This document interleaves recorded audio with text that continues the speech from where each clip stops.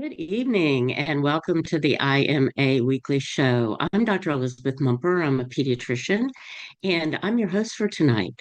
Thank you so much for joining us live. Over the past several weeks, many parents have been hearing about changes and updates to the United States childhood immunization schedule. And for some families, this was new information. Other families have been following this story for quite a while.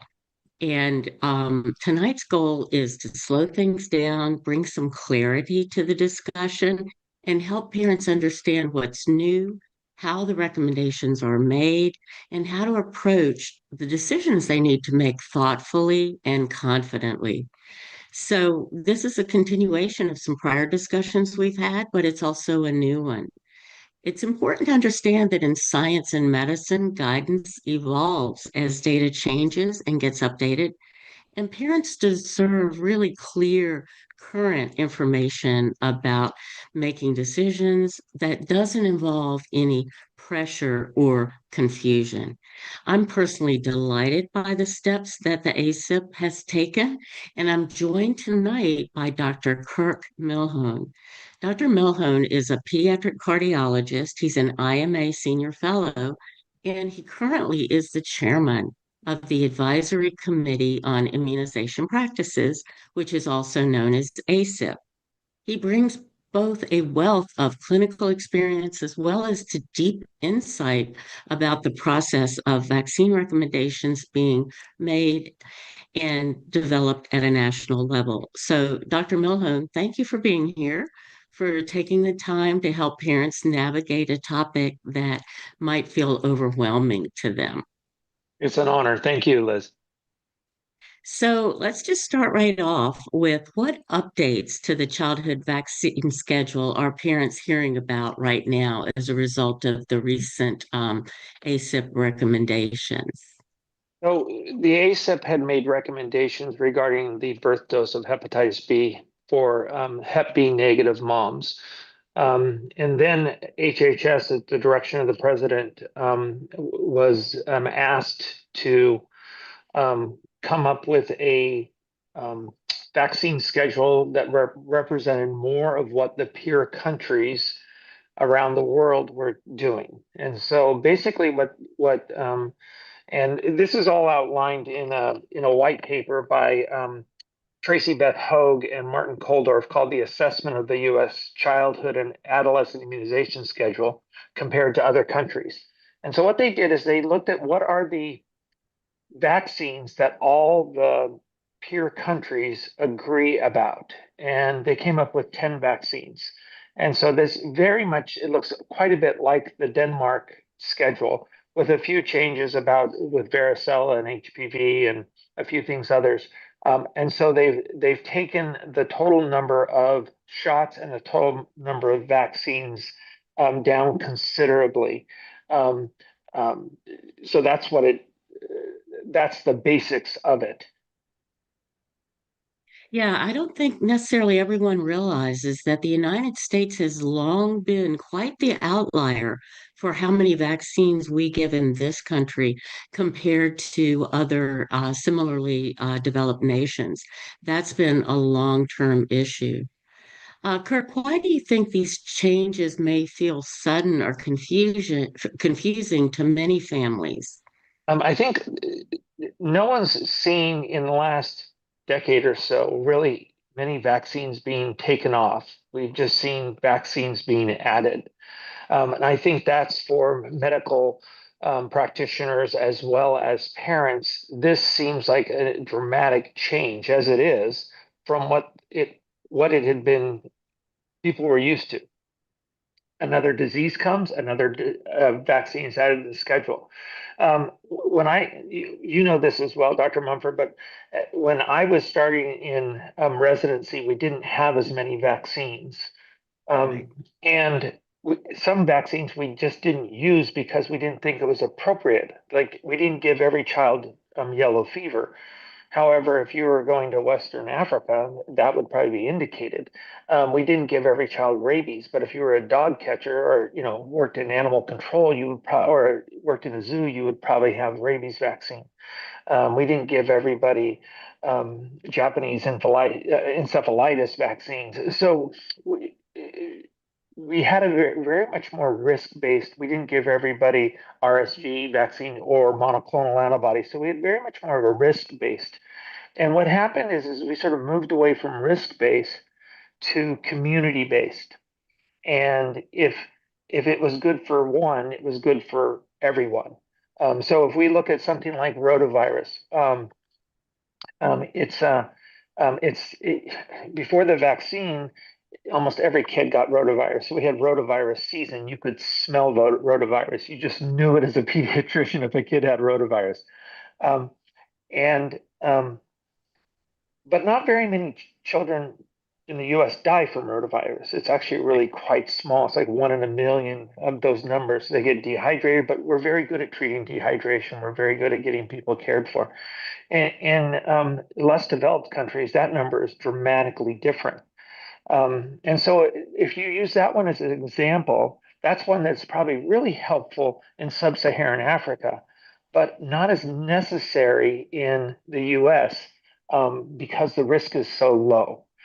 So what this attempted to do as they made this dramatic shift was take it to much more of a risk-based vaccine schedule, and also much more patient, family, individual choice, doctor-patient relationship discussions rather than public health. We're going to do one for all. All of the vaccines are still available. All of the vaccines are still fully covered by insurance. None of that has changed. If a doctor wants to go back to and do the schedule exactly how they did it 2 years ago, they can do that. Will all those be covered on all the different vaccine payment types? Yes, nothing has changed. So what we did is we went more, or what HHS did was went much more risk-based, individual-based, um, freedom-based, and less authoritarian. Um, but for people who want that, nothing's been taken away. That's a really good point. All those examples you gave are examples of individual risk assessment and the doctor doing their job to really think of the patient in front of them as the individual that they have a responsibility to. And I would argue that just because we have the ability to invent a vaccine against a given illness, we shouldn't necessarily dispense it in every situation. And I know that you travel overseas, Kirk, to give medical care. And if I were practicing in sub-Saharan Africa and my babies didn't have access to clean water and not very many of them breastfed, my opinion about rotavirus would be very different than what it was in my practice, where my patients were very low risk. So let's clarify the difference between a vaccine recommendation, an option, and a requirement or a mandate. Can you dive into that? Yeah. So ACIP as a committee, we're an advisory committee. We can't make anything happen, right? We're often asked a question. We're allowed to look at the schedule. If we see things that we're concerned about, we can deal with that. But all we do are make recommendations. Because of federal funding and how medical insurance is working and how the government has a large section of the insurance of children, our recommendations were used on what would be covered by Medicaid and Vaccines for Children, a program that had kids who are on Medicaid, kids who are on children's health insurance programs or CHIP, other children were covered under Vaccines for Children. It was very much, it was important if we made a recommendation that opened the funding. And then because of that, when that recommendation would be made, and if the CDC director agreed with it and put it out, then that was often used of whatever the schedule shows is recommended, then schools, places of employment, um, um, often and that was according to either the state, the school, but it's much more the state's doing of what they want to say that you have to have this in order to go to public school. You have to have this to attend university. Hospitals did it in order to be able to work at this hospital. You have to have this or this or this. And so they say, well, we never mandated it, but they acted as things because they were recommended, that word could be used for mandate. It's very interesting, and Aaron Siri, the lawyer, has brought this up, is that, and maybe this is where some of the concern is for people who are looking at this, is that the liability protection that vaccine makers have from the 1986 bill basically said anything that was recommended was covered. Now, this hasn't been tested in the courts, but there is some people are wondering if now that this is no longer recommended or it's shared decision making, will it have the same liability protection? So that's often why words matter. But when we look at it, I'm not looking at it for liability issues. I'm looking at it for how can I give the freedom of choice back to the doctors and the patients in front of them, try to take away the stigma of, well, you didn't do it the right way. Well, you weren't with me with this patient. So I did right for the patient. So that's where we're at. But what you're seeing from ACIP is much more risk-based, much more patient-doctor relationship-based, and we want the ultimate authority and the ultimate choice to be based on the parents or the caretakers of the child. I think that sounds fantastic. I really appreciate the way that ACIP has tried to really focus on transparency of the whole process. And we talked about this a couple of weeks ago, Kirk, but can you just review what types of data were considered when these changes were um, in the works? You mentioned the comparisons with the other countries, and I assume that some part of that was looking at whether there were increased deaths from particular diseases if the schedule wasn't the same as we were doing in the US. Yeah, I think that as they looked across it, they weren't seeing dramatically different outcomes for children. And there's obviously you have lots of things that are involved. You have environment, you have diet, you have food sourcing, water sourcing. You also have different genetic predispositions. So there's a lot to do, but a lot of it involves in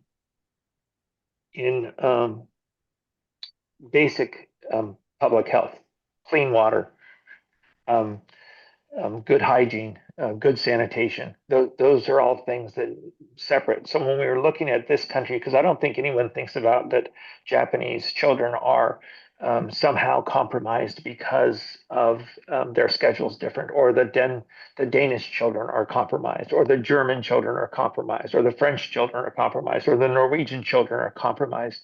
I think that we're finding, wow, there are lots of different ways to do this, and we're not seeing dramatic differences um, in the health of the children. In fact, some people would say that the American children are some of the least healthy of the children in the Western world, or the the as we like to sometimes people use it, the first world problems. Yeah, it's really interesting that over the years, many of us working in this field have looked at how the public health measures that you mentioned, being able to have refrigerated food and actual toilets and sewers, and those type of society-wide impacts on health were probably very, very important. And vaccines somehow have gotten some of the credit for that. But now that we're seeing that heavy vaccine schedule versus not as heavy and not that much difference, it does make one question how effective our vaccine schedule really was, given the fact that we have the public health measures that you mentioned. So it sounds like you've given a lot of good reasons why vaccine recommendations might change over time, certainly with new evidence, new data. Any other things that you would want to add to that issue of why we might be changing recommendations? Well, I think one of them is really are we in the same place medically, therapeutically, as we were in the 1960s? So if you look at 50s, 60s, polio, measles, rubella, other outbreaks that we've had, you and I are contemporarily to the the HI, Haemophilus influenza B vaccine. We've seen vaccines come in and have an impact. But I think if you look at, because of hygiene and other things play such an important role, I think that we have to be willing to look back and say, okay, are we at the same place medically?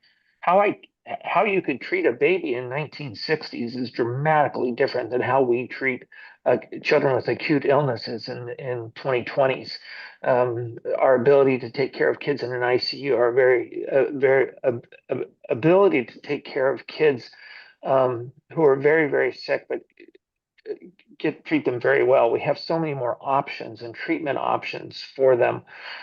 So I think it's never wrong to say, okay, do they really need this? And often viruses over time, they kill themselves out. So it's always, to me, it's always reasonable to ask the question, do we still need this? Do we still need this? Do we still need this? We needed it in 1960. It was beneficial in 1960. How beneficial? I don't know, because a lot of things changed, right? It's just being able to willing to look at everything and say, I wonder, do we still need this? Because they all have risks. All the injected products have risks. I think also the other thing is I think we're learning more about the gut biome. We're learning more about the importance of vitamin D, vitamin C, zinc in controlling respiratory infections. These are all new things that we didn't have. A lot of people have talked about the concerns for vitamin D levels and the correlation with immunity. So these are all things that we need to take into consideration when we're looking at global, large-scale population studies of what made a difference, and be honest about do we have the data to say what made a difference, and then how much the risk was, and if we caused more harm than good with a product that might help a few. Yeah, I was on an IMA call last night, and one of our fellows, Dr. Dan Strock, brought up the point that, for example, all the things you mentioned, like making sure your child has good vitamin D levels, making sure that when they seem sick or you know that there's a sickness going around in the classroom, you can give vitamin C and you can give zinc. And let's say your child does get pertussis. Many parents may not realize that you can actually treat that very effectively with relatively cheap antibiotics now. And so the risk benefit ratio becomes really important. And I like the fact that we're moving toward that type of individualized decision making. So there's been a lot of focus on Denmark, and I know that Dr. Hoag has some personal experience living there, and the Danes also tend to be at the top of the list for being happy and healthy due to a lot of their lifestyle measures. So, very briefly, can you go into the differences between the Denmark schedule and the previous CDC schedule, realizing that now the schedules are pretty comparable? Yeah, we had about 18 different disease states that we were treating, and they had 10 um, on what was on their schedule. And so what we've done is brought ours down to about 10. It's plus or minus on how you look at things, but we brought it down to it's been brought down to about 10, and with fewer shots, so fewer injections. There's a graphic out there that shows like a needle for every injection that kids get, and that's a little bit deceptive because many of these vaccines come in their 3 vaccines in 1 shot. So, but we've dramatically decreased yeah, you can see it right down there. What the diseases that we're looking at are these 10 diseases, um, and then each country does things a little bit differently. So we're like 1 or 2 off from this country, or 1 or 2 off for this country.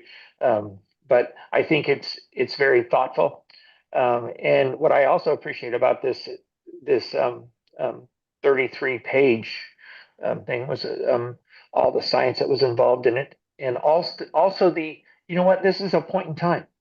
This doesn't mean we don't revisit these things. The other thing that I didn't bring up previously is that sometimes what happens is that um, we don't see a side effect until later, or we don't realize the side effect or the chronic disease was actually attributed to a vaccine because the vaccine was given so far long ago that we don't see that. So, so I think it's very important for us to be able to look at things again and say, okay, what is the prevalence of disease in our society? How effective is this vaccine at preventing that? And then what are the risks from the vaccine? So all those things have to play.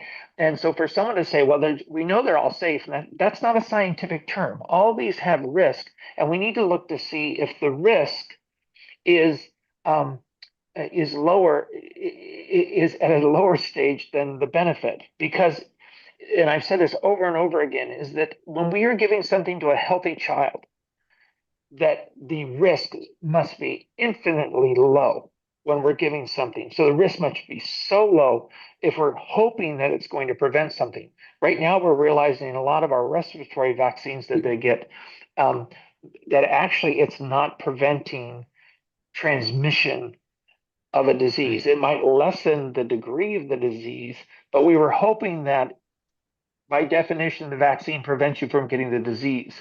A lot of these vaccines, especially for respiratory illnesses, when we're injecting in the blood, we don't get an IgA immunity. We just get an IgG immunity. And so they can still catch the disease, but hopefully it's less of an illness.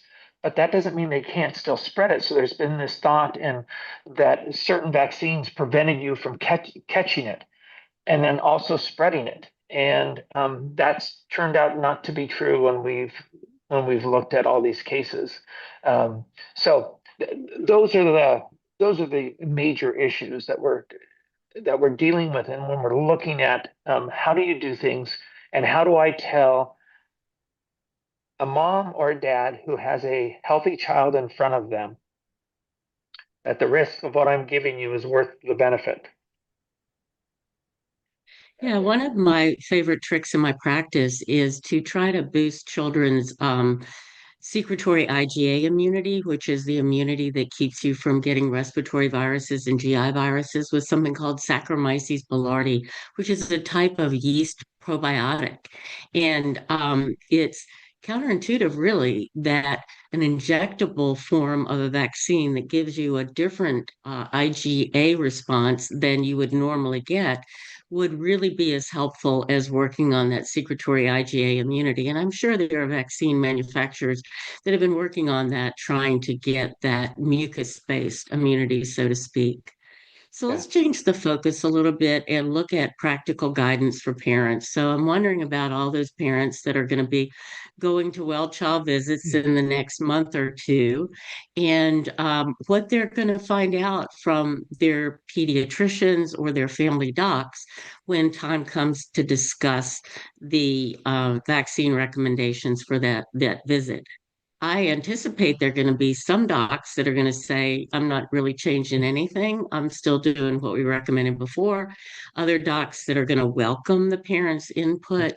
What are your thoughts along those lines? I was very encouraged to see. I was sent something from a family friend, and I think it was from maybe it was somewhere on the East Coast, but they went to their pediatrician's office, and before their next visit, they were given a piece of paper that had all the QR codes for the risk and benefits of the vaccines on each vaccine the child was going to be getting. And I thought that that was a very good thing. I think the amount of information is daunting considering the number of vaccines that a child may get at a visit.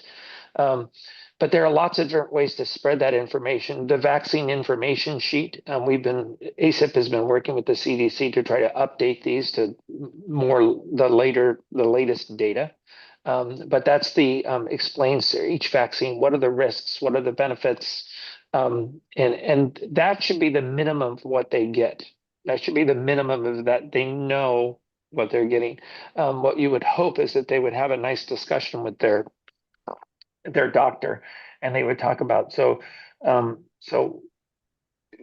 if a patient asks, so why does my child need this? That's a reasonable question from a doctor, and a reasonable doctor should be able to give an answer to that question. If they can't answer that question, then they probably shouldn't prescribe the medicine.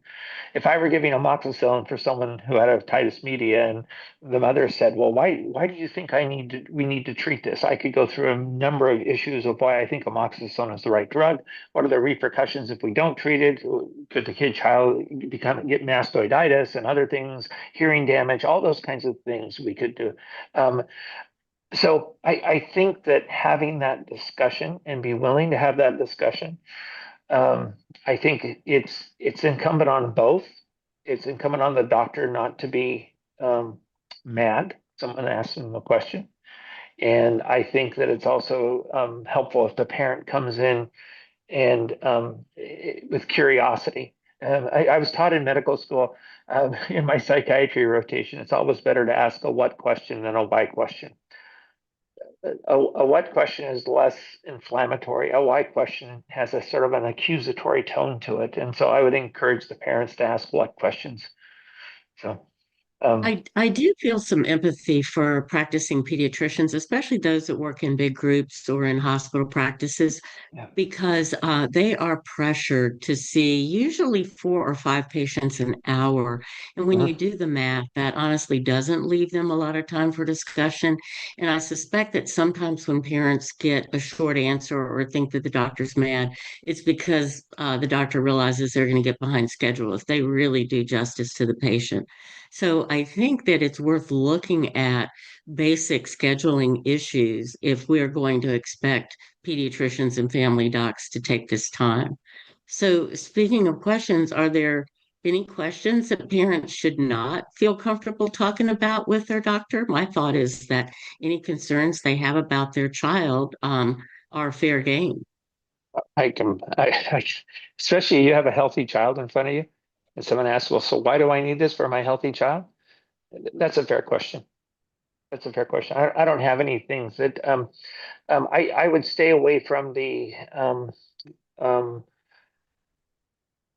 the all or none approach. Um, we have people who think all vaccines are poison. They do nothing. They don't help at all. We have people who say there's no problem with any vaccine. Dr. Offit said you could give 10,000 doses of a vaccine to a kid and it wouldn't hurt them. Um, I would stay away from those extremes. I think there are very, very thoughtful people who can disagree on what this child should get. And so I think um, involving the parent in a discussion of the controversy and understanding, yeah, I can watch a YouTube video that will give me all the evidence that no one should ever have a vaccine, but I can watch a YouTube video that would make you think that every child should get a vaccine. It's much more complicated. It's much more nuanced than that. And just because a vaccine works doesn't mean it doesn't have risk. And um, just because it gets rid of a disease doesn't mean you wouldn't have done okay with it had you not gotten the vaccine. But because a lot of people do okay with measles or mumps or this or that doesn't mean your child does. I have a bias of working in a pediatric intensive care unit, and I see a lot of infectious disease that devastates kids. So and these are healthy kids who have parents who are taking care of their diet and everything, and I still have kids who are just brutalized by infectious disease. So I think actually asking honest questions and seeing what their response is, and sometimes you just don't have a very good match with the doctor, you know, And that's and okay if it's not a good fit. Kirk, I was reminded about something you said earlier about looking at the risks and the benefits and how the risks sometimes don't happen till long after. Many vaccines are studied for a shockingly short amount of time. I guess the most egregious example is the hepatitis B vaccines that were only studied for 4 to 5 days for side effects. But we are seeing an explosion of autoimmunity in this country. And there are very realistic potential mechanisms where a lot of vaccines might be contributing to that. And one of the mechanisms is through aluminum, which can cause autoimmunity. And many parents may not realize that some autoimmune diseases take literally years. Some of them probably are evolving for 10 to 20 years before they're diagnosed. So that's one situation in which large scale studies that look at kids over a lifetime can be helpful in identifying some of those risks. Honestly, I'm not as worried about some of the like short-term risks that are always captured, like fevers, which can usually be treated. I'm more concerned about whether or not chronic illness is going to be more common in kids who get a lot of vaccines. So it'll be interesting to see, first of all, with the new recommendations that have been made, how it actually plays out in the real world. And then, secondly, if down the road we do see some turnabout in the prevalence of chronic illnesses. Yeah, I agree with all that. I think that this is what's hard, and there have been truly egregious errors in trying to look at vaccine safety and how long you're looking for it. If you don't look for it, then you're not necessarily going to find signals. I think the idea of probably 10 years ago, I was amazed in our pediatric cardiology office in Texas how many of the women had autoimmune diseases. Mhm. It was just like, does everyone in the office have an autoimmune disease? And this is, I'm very familiar with this because this actually happens. Um, sorry, I'm gonna have to change things around on my computer. Um, the This happens with strep infections in kids who try to um, when the body tries to make a antibody to it. It makes an antibody against the protein that's on the strep molecule. But that antibody, that protein shares some similarities with the heart valves. And so as the body responds, it's starting not only to kill the bacteria, but it starts attacking the proteins on the heart valves, which damages the heart valves. We might not see that for years. A kid may be asymptomatic even though his heart valve is largely damaged. But this is one of the things when we look at vaccines and why they need to be tested and watched, especially when given in kids um, early in their lives, because they have decades and decades and decades of risk. Where if you give it to a 75-year-old or an 85-year-old, you don't have Yeah. decades necessarily of risk. So kids and pregnant moms are the sacred treatment bundle that we need to be very careful with, because if we're giving an antigen, a protein, into the body from a bacteria or a virus, picking the right one so it has no similarities to any part of your protein structures in your body isn't really hard. And you might have one that's great for treating the disease, but the autoimmune disease that follows that is horrible. And so this is why, and I appreciate this. I really appreciate Dr. Bhattacharya at NIH really willing to look at going back and saying, okay, we've actually got to do real science and really start doing some real collection over time. Um, and it's in ways of doing it very ethically. Um, but what you're bringing up here is I think a lot of our eyes are opening that this may be a really difficult harbinger of what is to come because of um, total number of proteins, but also how many times we've given them and what we're giving with them. So there's so many different things that could happen. One is we're assaulting the body with too many different proteins that the body can think it's similar to a protein in their body, so you can have your body attacking yourself. Then we can have adjuvants that stir up the immune system to make it hyperimmune, so your body starts attacking itself. Or it can be just how many times we give certain things. So I think looking at not being so proud and looking at the rest of the countries are doing and saying, you know what, it looks like everyone else is doing okay with a lot less. Why don't what we can watch and see what they do, and they've sort of done an experiment. We did this, they did that. Now we look and go, wait, if there's no difference, then why do we have to give all these things? Why do we have to increase the risk of a child? Um, so I think people should welcome this because you and your doctor can still get all the vaccines you want. Um, but for society, we're saying, you know what, we're going to follow some of our neighbors who we respect their medical care. And that's been the direction of the president and HHS. Kirk, one of my favorite colleagues and scientists is a guy named Yehuda Schoenfeld, who, when you meet him, he's like this lovely Jewish grandfather kind of guy, but he's an eminent scientist in Israel. And he actually wrote a whole book about vaccines and autoimmunity and laid out exactly what you're talking about, how that can happen if the protein structures are similar. And he has published a number of articles about the autoimmune issue and how they can evolve over such a long time.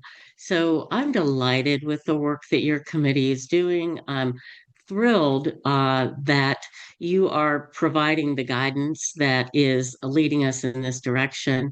And before we stop to take questions from the audience, which is always the most fun part, do you have any takeaway that you want parents to leave with tonight that you haven't already mentioned?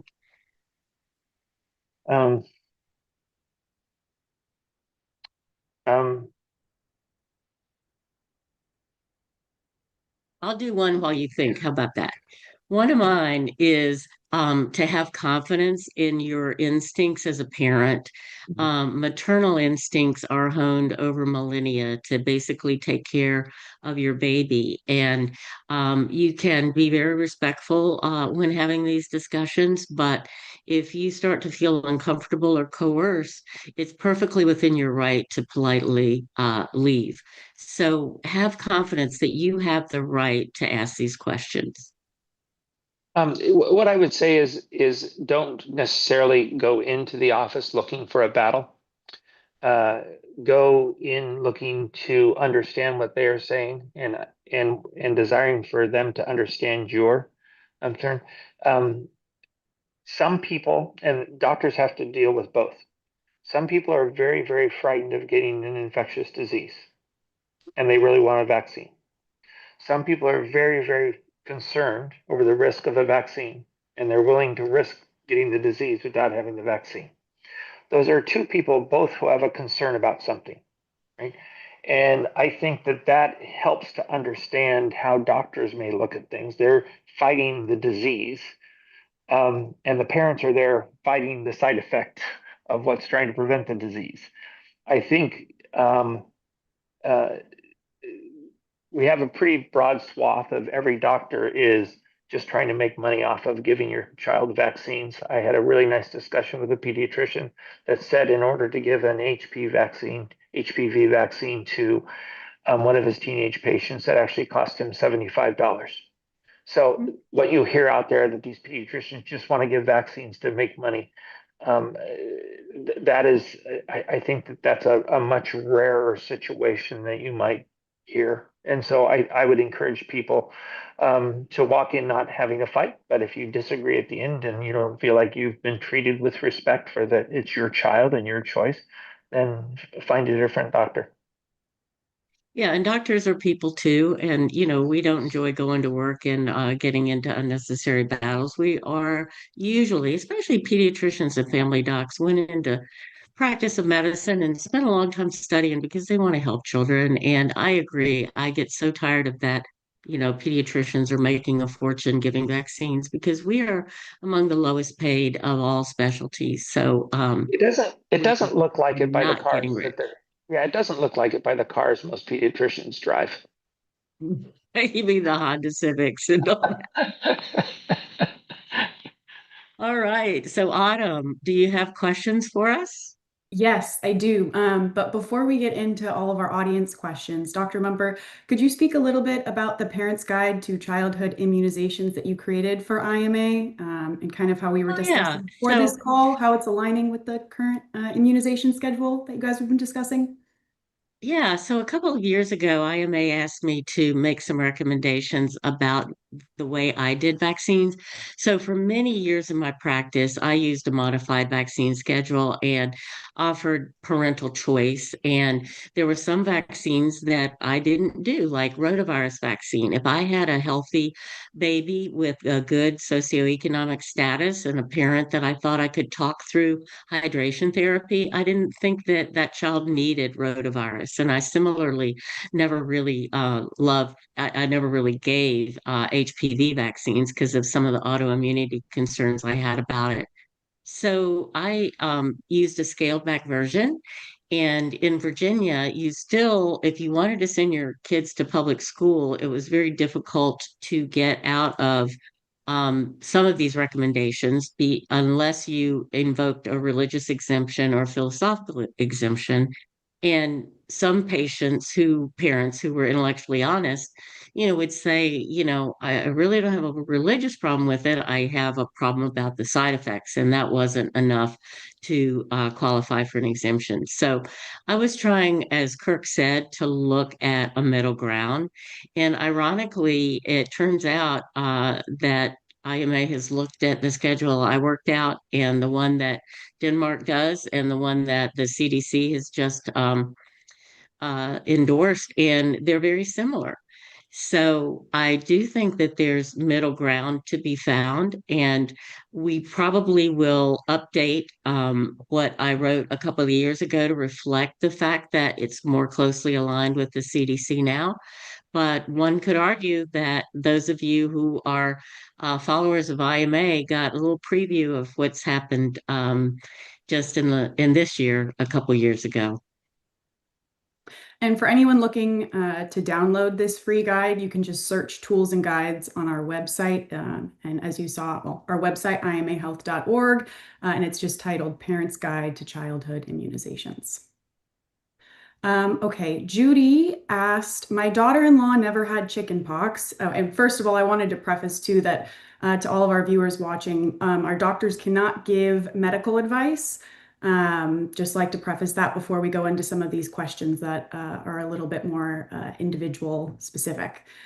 So Judy said, my daughter-in-law never had chickenpox and doesn't know if she had the vaccine when she was young. Should she get the shingles vaccine? She did not allow her children to receive the COVID vaccine, but now should she consider the shingles vaccine? So what are your thoughts on that, doctors? So I'll start off. So this is the catch-22 we get into, because it used to be that chickenpox was a universal disease and virtually all children got it.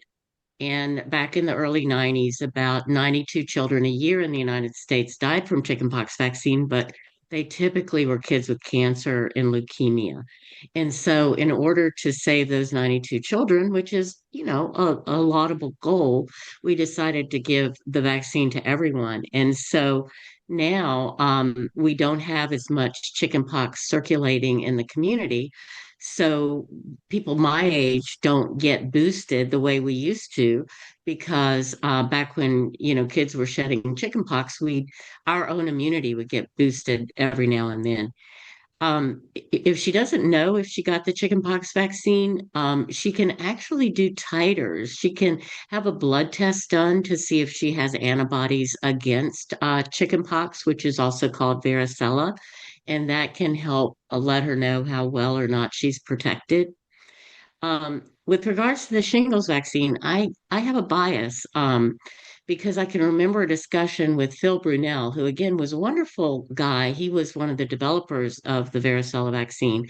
And I asked him at a conference, are you concerned that we'll see more shingles once people are getting the chickenpox vaccine? And they didn't think so from the studies that they had done at that point. But again, they hadn't been that long term. So shingles, anyone who's had it will tell you it's a devastating, very painful illness. If you get it on your face, particularly, it can just make you want to, pull your hair out. But I don't know how the risk benefit for shingles vaccine plays out.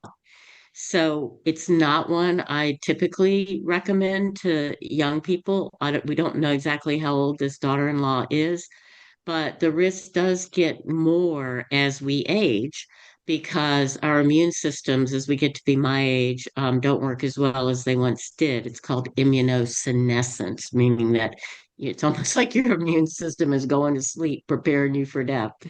But that gives you that doesn't give you a direct answer because we don't like to give direct medical advice, but it does lay out some of the issues. And Kirk may have more to share on that. The we had, there's quite a conundrum, and Martin Kulldorff and Tracy Beth Hogue actually talk about it quite a bit because the varicella vaccine has actually been very effective at decreasing chickenpox, which has led to less natural immunity and more vaccine immunity, and those two are two different types of immunity. So and what's hard for us to tell is that I can't tell if the shingles you got from your shingles vaccine, it may appear to be related to your vaccine, but I can't tell if that is going to be a lesser shingles than if you got it regularly. And for people who've had no jokes shingles, and especially if it was on your face and threatened your eyes, it can be brutal for 2 to 3 weeks, and it can so this is doctor patient need to really talk things out, get to a provider who isn't just, well, it's on the schedule, but has like, okay, where are you at, what's your whole health look like, and what's your history, and have deep discussions. So that's what I would say. Another question from Raphael. He asked, since all vaccines are not well tested, why not halt all of them until they are properly proven to be safe and effective? Well, I would say that we have a lot of experience with a lot of vaccines. Right? It's not that they haven't necessarily been tested in the ideal way we would like to have them, but we do have a sense of what their risks are short term. And now we're developing more risks. So right now, with what the HHS and the president did, is they can halt all their vaccines if they'd like, right? So we took the recommendation was taken away. And so now that should take away a lot of the mandates and people can do that. Okay. But right now we're seeing the highest level of measles that we've seen since we've been recording. And that is about 75 to 85% in unvaccinated people. And we're in a different state of how they're going to do with this, and we can treat it probably much better than we could in the past. But this goes back to what's your concern and what is your personal risk? Are you more concerned about an infectious disease, or are you more concerned about a risk of a vaccine? So that's a personal decision that some people are much more afraid of a medical therapy, and some people are much more afraid of getting the disease.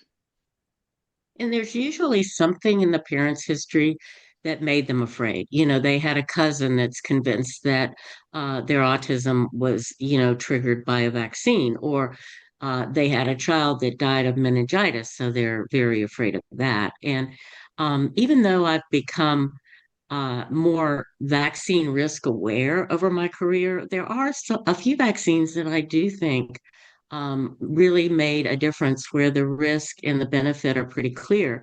And the one that is most poignant to me is the Hib vaccine, the meningitis vaccine that infants get. Because when I was an intern on call in the ER the other night, every night we would have a child come in with meningitis. And I can remember, putting in the needle and taking it out and having pus hit me in the chest because it was under such huge pressure on that child's brain. And when that vaccine was introduced, the numbers of cases literally went down 50-fold. And by that, what I mean is before the vaccine, there were 50 cases in, a certain period of time. After the vaccine, it went to one case. So that I do think is a triumph. There are lots of questions about the real effectiveness of some other vaccines, but I do think that most thoughtful scientists want to avoid some of the unforeseen consequences that would come with just stopping all vaccines cold turkey and seeing some resurgence. And then, yes, pediatricians, should be able to treat measles, but many don't know about using high dose vitamin A, which they do in the third world, but which neither one of the two girls that died in Texas had gotten when they got measles. So it's a very, medicine is nuanced and complicated, and there are always unforeseen consequences. So I appreciate the sentiment and the question, but I think that we would see some unforeseen consequences if we stopped everything all at once. Dr. Mumper, I think we almost lost Autumn with that pus hitting you in the chest comment. I'm I almost had to glad she's sign still off. with us. Yeah. Yeah, not a good visual, but another question that we got come in, and I've seen this pop up in the chat quite a bit. Laura Chamberlain asked, if a state goes against CDC recommendations, what do you think happens to liability immunity?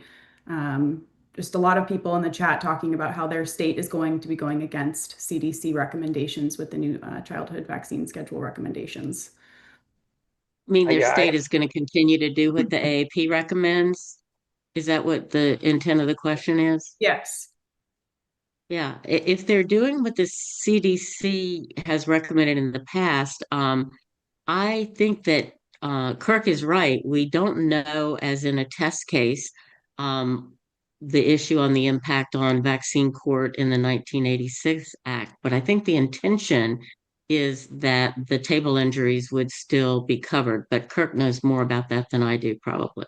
yeah, I think this is new territory. But really, who are in charge of the mandates are the states, and they get to set their own policy. So this is a states' rights issue, and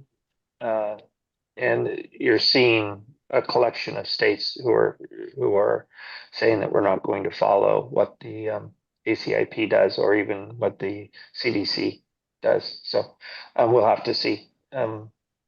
What happens, but I'm not sure. Last question before I move on to our closing announcements. Tanya asked, I didn't know if you guys had any words of encouragement for her. She asked, what if your child already finished the full vaccine schedule, scared about this and had no choice previously? I, I I try to encourage people not to worry about things that they don't need to be worried about. Okay. Um, and so enjoy your child. If your child doesn't have any effects and has any, and then be thankful that they didn't get any side effects. Be a good mom and take care of your child. And if you have concerns that they're doing something differently or something's concerning you about their development, or they're getting strange rashes or having strange fevers, getting easily tired or something, take them in. And they can start looking at those roads. But I think that um, uh, we have a long history of these using these schedules. And what we're trying to do is make them even better. But there are many kids at this point, we don't see any ill effects that we can find who've had the full schedule. So I wouldn't start worrying about something until you have something, your kid shows you something. Mm-hmm. And I want to make a comment about maternal guilt because I tell you, as a pediatrician, moms feel guilty for everything they did that they shouldn't have done, everything they didn't do that they should have done. They are so hard on themselves when it comes to their child. And the reality is that, first of all, you made the best decision you could with the information you had at the time. And secondly, and this is the scary thing, is that a lot of what happens to us isn't really under our control. There are always going to be things that can happen despite your best intentions. So I would really encourage you to let yourself off the hook on that one. Yeah, really good words, Dr. Mumper. I completely agree.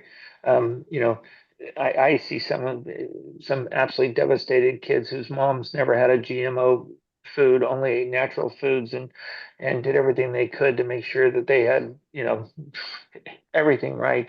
And sometimes there are things that happen that that you couldn't foresee. And so I agree. I like to be able to take the anxiety off of people. And if you make mistakes, God has made a body that is very good at trying to detoxify itself. And so if we insult it less, then we're in a much better place. So I try to encourage families with that. Well, thank you both so much for joining tonight and sharing all of your knowledge and wisdom. I know that our audience really enjoyed it. We got a lot of questions and comments. But since we are close to the top of the hour, I'm going to switch over to our closing announcements. But thank you both so much. It was a Thank you. pleasure. All right. Well, we hope that many of you will be able to join us for the 2026 IMA Medical Education Conference, Emerging Trends in Medicine, a 2-day gathering dedicated to the latest innovations, research, and forward-thinking practices shaping the future of healthcare. This event offers a dynamic program of expert-led lectures, networking opportunities, and hands-on learning through Abstract Alley and much, much more. You can get your tickets at the link on screen. That is imahealth.org/conference. We are proud to congratulate, I saw many people in the chat who were already familiar with this, but IMA Senior Fellow Dr. Kimberly Biss on her appointment to the Advisory Committee on Immunization Practices. She joins fellow IMA leaders Dr. Kirk Milhoan and Dr. Robert Malone on the panel, marking another important step toward patient-centered, transparent U.S. Reform in U.S. healthcare. Also, we are excited to be a part of a growing coalition with Stand for Health Freedom, working to advance state legislation that protects medical freedom and pushes back against mandates and forced medical interventions like the recent bill that just passed in Idaho. Indiana is next, and we need your support. If you are a resident of Indiana, please check out standforhealthfreedom.com. The exact link is /actions SB174 for more information. And please help spread the word. Our team will drop the link on screen in the chat. Next week, we hope that you'll join us when IMA Senior Fellow Dr. Ryan Cole hosts IMA Senior Fellow in Psychiatry, Dr. Josef Witt-Doering, for an important discussion on mental health in the modern era. That's next Wednesday at 7 p.m. Eastern. All right, well, thank you all so much for joining us tonight, and thank you again to Dr. Milhoan and Dr. Mumper for helping bring clarity to such a complex and evolving topic. Last but not least, we're excited to announce the release of the latest issue of the Journal of Independent Medicine, marking the start of its second year of conflict-free, evidence-based science. Before you go, we're going to close with a special video from IMA President and Chief Medical Officer, Dr. Joseph Ferrone, as he shares highlights from this important new edition. Let's take a look.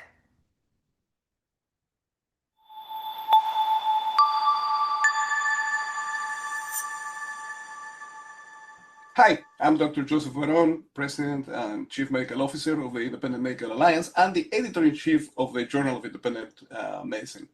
I'm excited to tell you that on our second year, our first issue is super interesting. We have some great papers of people that really know what they're talking about. They have amazing data.